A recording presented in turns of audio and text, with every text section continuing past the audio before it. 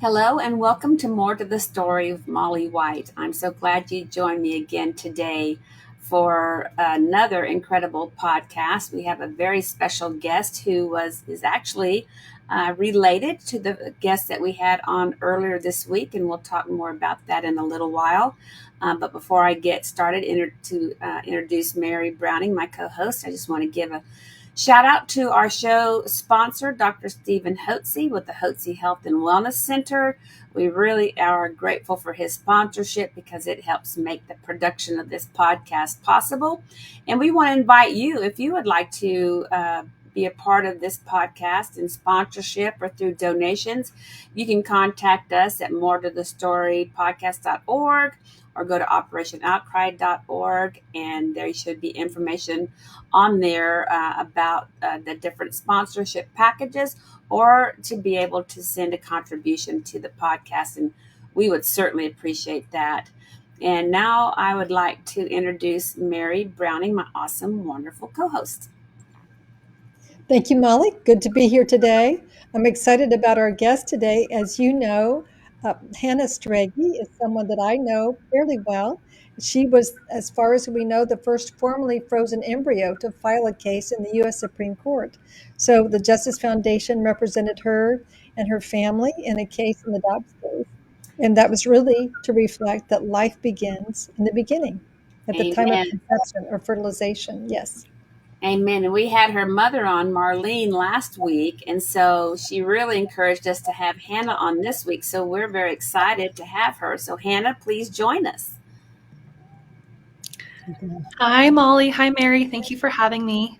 Yes. Well, thank you. Thank you. And you look like you're in beautiful Colorado, and I'm sure the weather's probably a lot cooler there than it is here in our states, but we appreciate you joining us.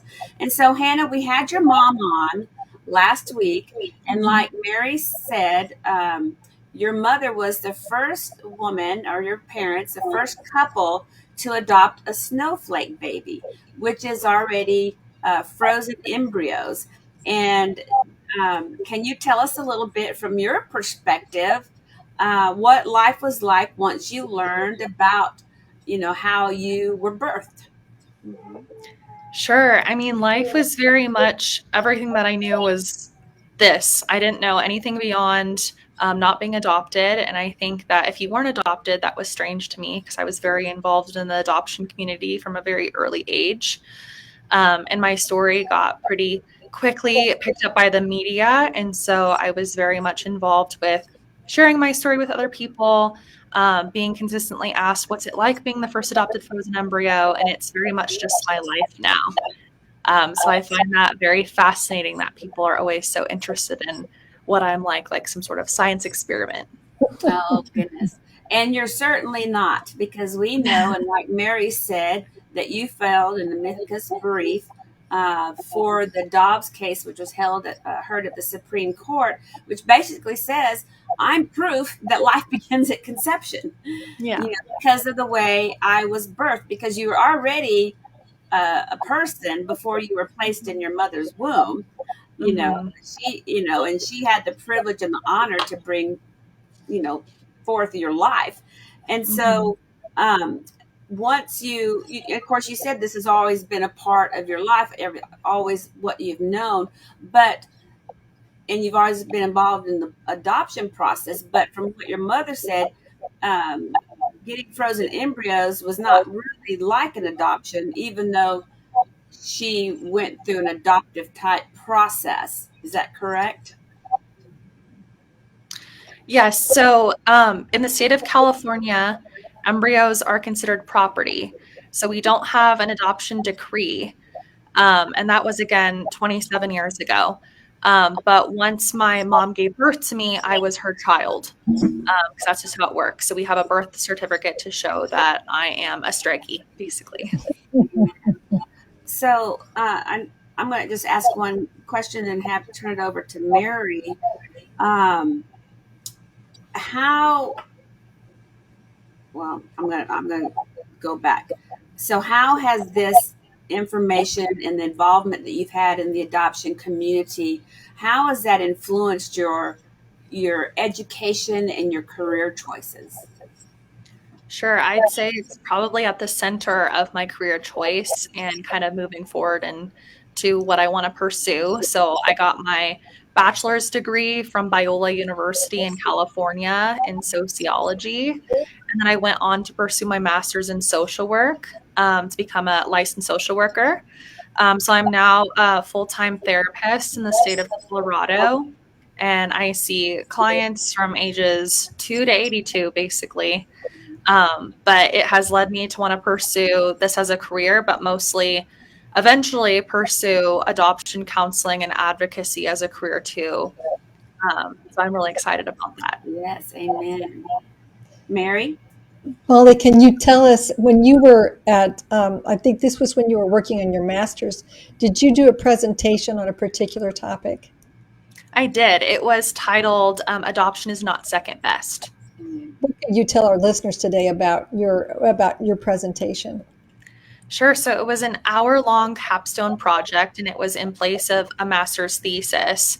And so I presented it to the board, basically at Baylor University, and I had a professor scoring me that I'd never had before, so they could have an unbiased opinion. And so it was adoption's not second best. So I went through international adoption, domestic adoption, embryo adoption, and a lot of reproductive technologies in my presentation. And it was really interesting because the professor grading me, she had never heard of embryo adoption before, and she decided to Google me during my presentation. And she has embryos that she wants to place or that are frozen. And so it was just really God ordained that she heard my presentation because she now knows what to do with her remaining embryos from her IVF treatments as well. That And is what would fascinating. I was kind of wondering what the response would be of the professors who were listening to your thesis, and so it was all positive. It was all positive. And even one of the really higher up professors was like, Hannah, you should come back and pursue your PhD and make this, your project. So I just find that really fascinating that if they give me a full ride, maybe I'll go back. But, Yes, amen. They hopefully should. somebody's listening from Baylor and wants to yes. watch? Now, if somebody wanted to get a hold of you, Hannah, how would they do that? Are you willing to share? There it is. You're willing to share your email, Yeah. h. So Strege, yeah, Strege. h.strege@yahoo.com would be a wonderful place to reach me, especially as I'm pursuing opening up my own private practice and nonprofit right now. So everything's kind of in the works of getting some official things in place, but this is where they can reach me for the time being. Awesome. And So Hannah, Hannah, I'm sorry, Mary. what would people want to contact you about in terms of your consulting and advocacy? What kinds of people could benefit from the knowledge that you have? Sure. So I think a lot of adoption agencies are really good at getting a child placed in a family, but there's not a whole lot of follow up after the adoption. And so that's really what my project was on in college was really what's the aftercare? What's the post adoption support for these families that have either pursued IVF or reproductive technologies, have placed children for adoption, who have adopted, or their extended family is looking for some added support or guidance on how to have a conversation about this. Names, so who's mom, who's dad, how often are we supposed to meet, all this sort of stuff. And so my goal really with my nonprofit is to provide post-adoption support services. through counseling, advocacy. The counseling aspect will be to come, but mostly consulting and advocacy at the time being. But really just kind of guiding people and giving them a safe space to process these experiences. Awesome. Well, Good. that kind of feeds into my question. And how would you encourage maybe a couple that's listening or a woman that's listening who's considering IVF versus, embryo adoption that's already, I know there's got to be, I think your mother mentioned thousands of embryos that are waiting to be placed. So, what would your advice be and encouragement be to someone who's struggling with fertility and looking at the IVF uh, or the embryo adoption? Sure. So I would first encourage that couple to pray about it because God knows where their child is. And so I think that's a huge part of it is leaving it up to God and letting them determine like, is their child going to come once they pursue IVF, or is their child going to come by adopting some embryos? I think that's really important to consider because I think the embryo and the children don't really get a say in any of it. It's really the parents being like, hey, I want a kid. And so many families have this vision of their egg and their sperm coming together and making a new child. And, oh, will this child look like me? Will they have my eyes? Will they have her hair? And I think mostly it's about, is this the child that God has in store for me? And where is that child? And so I think it's really important that couples prayerfully consider their options. Awesome. Very good.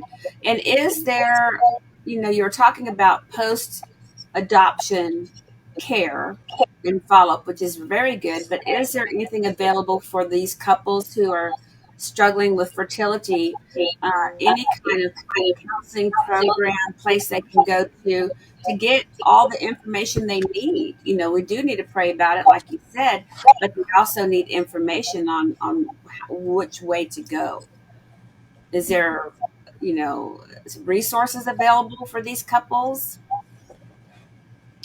Not really right now. So, I mean, it really is dependent on what the couple wants to do. If they are dead set on having a biological child, IVF is that path that opens up for them, or pursuing reproductive technologies. But if they want a child and adoption has been placed on their heart, I think looking up certain adoption agencies that do embryo adoption would be the next step. Awesome. And like you said earlier, your mom and dad went through the adoption process and they got you, but you're their natural born child as far as birth records are concerned. Mm-hmm. They didn't have to go and adopt you afterwards because she gave birth to you, basically. Exactly. Okay. Yeah, my mom is both my adopted mom and my birth mom, which is really a neat thing to say. Yeah. Yes. Amen. Hannah, there were other embryos that your family, that your mom and dad had received. And do you know how many other siblings you had?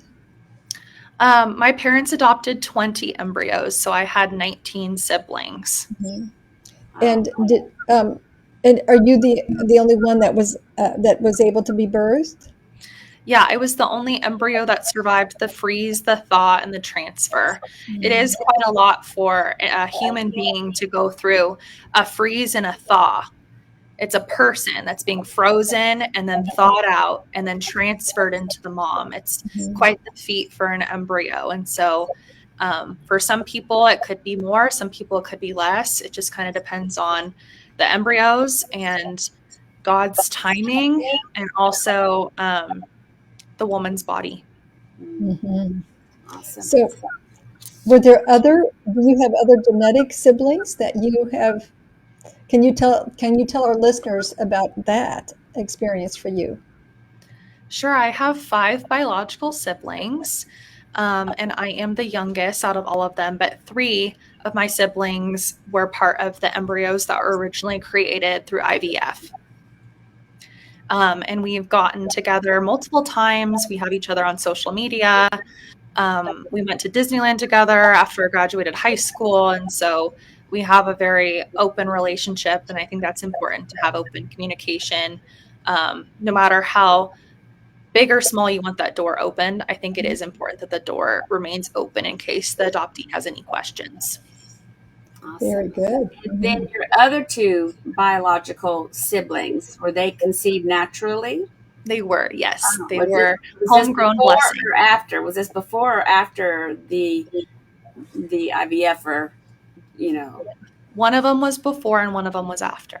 Okay, that's amazing. Yeah, that's Mm-hmm. amazing how God works. I had a cousin that was infertile for a while, and I think she adopted two children. Then she had a natural child, Yeah. and then I think she adopted again after that. So it's amazing how our bodies work sometimes. Mm-hmm. And so, from what I'm trying to wrap my head around this, because I'm very ignorant still. So the snowflake babies come from IVF procedures. These are children that were conceived but not implanted. And Yes. that's where the snowflake babies go. The parents have the option of freezing their embryos. Yes. So basically, if a family comes to an IVF doctor or clinic and says, I want to start my family this way, they create a certain number of embryos.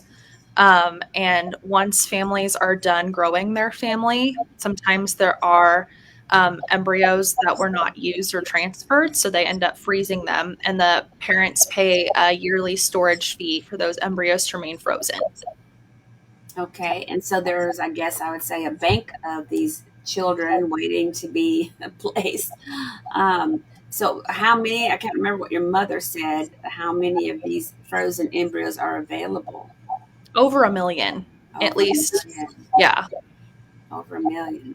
And so, if a couple was having infertility issues and they went to their doctor, Mm-hmm. the doctor would say, "Hey, we've got frozen embryos available." Or IVF? Is that the options they would be presented that way? Yes. Okay, Yes. right. And I guess what would be my last question here?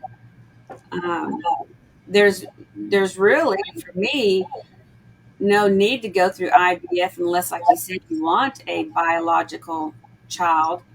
But for these couples out there, because I know there's millions of couples that are waiting to adopt children, but I don't know if these couples have thought about adopting a snowflake baby and giving birth.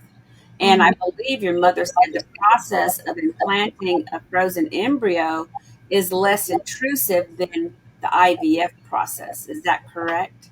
That is correct. Yes. I think the IVF is a little bit more, I don't know, stressful on the body or a harder process. I don't Yes. know. So for IVF to work, the doctor has to um, stimulate your body to produce more than one egg per cycle. So a woman typically produces one egg per cycle. That's when we have our periods and they say that we're not pregnant. But with these fertility drugs, they make your bodies produce more than one egg. So you can make multiple embryos at a time. Okay. It's very unhealthy for your body to do that, and it can be very scary. Um, and so I think IVF, if it's going to continue to exist, needs to exist with some parameters and guidelines on many different levels. So these doctors aren't just creating money off of these women and their ignorance and just wanting a child and not really doing their research as to what that's doing to their body and then what happens afterwards if you have remaining embryos. Exactly. Exactly. Because these are living human beings and you can't just willy nilly discard them, that I would think. Yeah. So, yeah, there does need to be a lot of discussion on that in legislation.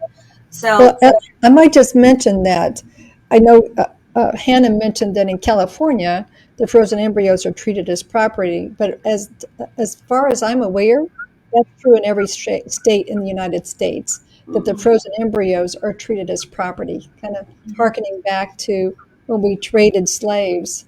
We're now, in some sense, trading frozen embryos. So let's see, our producer has a question. says, while, let me see, let me pull it up here. While represents S, uh, I don't understand this question. I think that's Snowflake. Okay, represent snowflake and adoption. Who are some of the cool people you have met? Oh, while representing snowflake babies and Mm-hmm. adoption, who are some of the people that you have met? And he said, cool people. Cool people. I mean, I'd say you guys are pretty cool people. Um, but I did meet George W. Bush. I was president. I was present there for his first veto, which was very cool. He called me a pioneer, which was very neat. As 6 or 7 year old Hannah got to meet the president and visit the White House. I mean, I've met wonderful people all over the country and the world through my story. Um, and I think everyone like really touches a piece of my heart that they're willing to advocate for these frozen embryos too. And a more recent person that I met was Dr. Alveda King. Mhm. That was such a pleasure to meet her a couple years ago in DC. Um, and it's really hard too because I was so young when I'm meeting a lot of these people, so I only remember a lot of them in my adult life, I guess.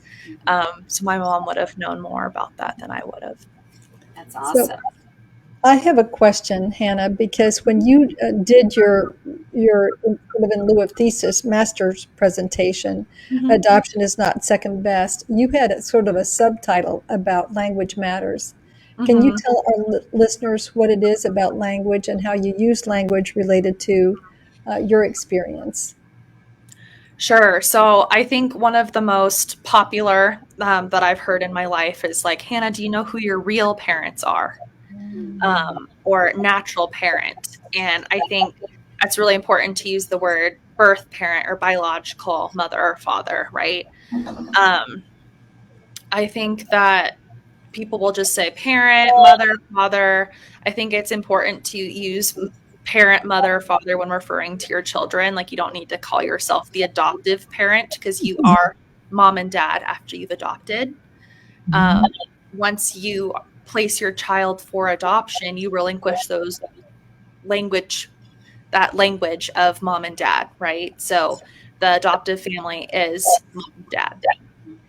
I think that people will say, especially when it comes to embryos, they'll use terms of leftover or spare embryos. And I like to say remaining embryos or just call them embryos or frozen embryos. So it's really important. I mean, I have a whole list on, I could keep going on and on and on, but I think it's important for adoption agencies to really watch the terms that they're using on their website. You are an adoption agency, you're not a donor program if you're doing a formal adoption and getting a home study and all of that. A donor program would be getting an embryo from an IVF clinic, right? And so if you're mindful of your language, then you're going to be teaching your child um, really how to talk about themselves in an appropriate way and educate other people too.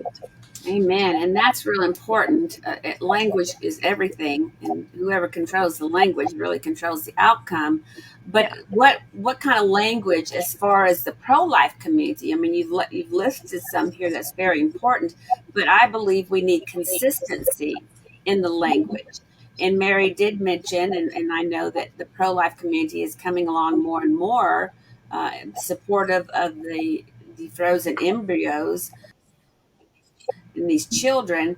But, I was just thinking earlier, like, we need some type of consistency in our language when we're talking about frozen embryos, snowflakes, adoption.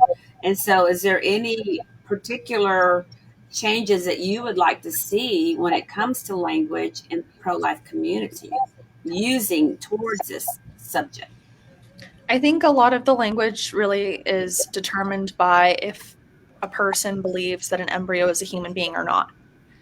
And that really all goes back to the Roe versus Wade and the Dobbs decision. And is an embryo a person? And once we determine personhood, we can really change our language around our conversation a lot better. But it really depends who you're talking to. So there isn't a universal, like, this is the way you need to be saying it, which is unfortunate because now we're going to be using any terminology that really is in our favor and not in favor of the child. So I think like when people do go through IVF, like they're thinking more of, you know, I want a child and I want a child now, and less about the consequences. Like if this child is created with a donor sperm and egg, that child is not going to know who their biological family is. Therefore, they might be dating their siblings at some point because they don't have all the answers. But this family wanted IVF so bad and they wanted a specific child, or they're given a list of here's embryos with a 4.0 parent, or here's embryos that are blonde and blue eyed. And so now you're really opening the conversation to playing God a little bit. And so that was kind of a detour from your question. I think language is really determined by your agenda sometimes, which is really unfortunate. Right.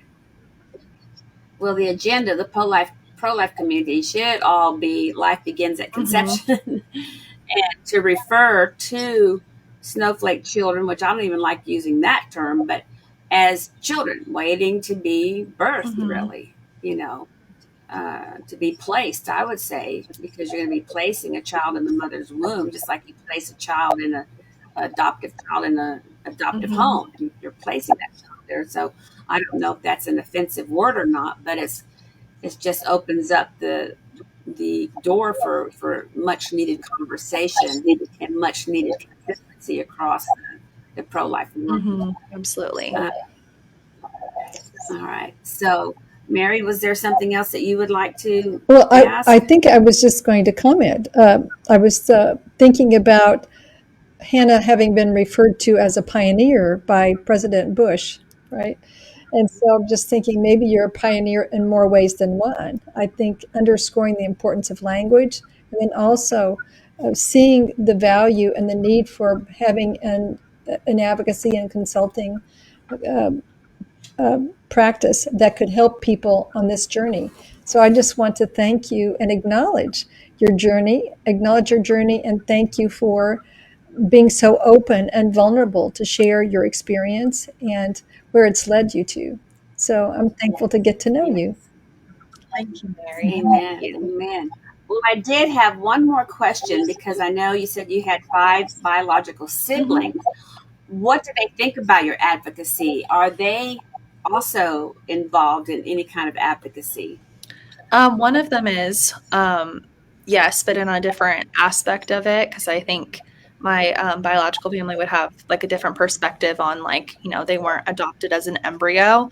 Obviously, they're all really supportive, but I also like to give them their privacy too. And so um, I think that they're all advocates in different ways. And I think they advocate for me just by, you know, continuing to keep that line of communication open. I think that's all the support I really need.